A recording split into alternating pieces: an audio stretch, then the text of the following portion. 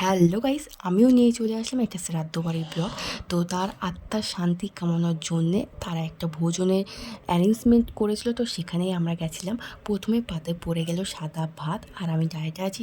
এখন ভাতটা যে কী ভালো লাগে খেতে, তো ভাতটা পেয়ে আমার মন একদম খুশি খুশি হয়ে গেল। তারপরে পড়ে গেল শুক্তো, আর শুক্তো তোমরা কারা কারা পছন্দ করে সেটা কিন্তু অবশ্যই জানাবে। তারপর ছিল ঝুরঝুরি আলু ভাজা। এই যে ঝুরঝুরি আলু ভাজাটা এত সুন্দর এরা কী করে করে, সত্যি আমার মাঝে মাঝে মনে হয় এদিকে গিয়ে জিজ্ঞাসা করি, জাস্ট অসম। তারপর পড়ে গেল ভেজ ডাল। আমি কিন্তু আবারও বেশি বেশি করে আলু ভাজা নিয়ে নিয়েছিলাম, কারণ ডালটার সাথে আলু ভাজা জাস্ট চুমু লাগছিল। আর এই বাঁধাকপি স্যালাডটা এত যে সুন্দর হয়েছিল, জাস্ট কিছু বলার নেই। আর কিছু মানুষের মনের মতন একটা পছন্দের জিনিস পেয়ে গেছিলাম, যারা কাটা গায়ে লঙ্কার গুঁড়ো দিতে পছন্দ করে।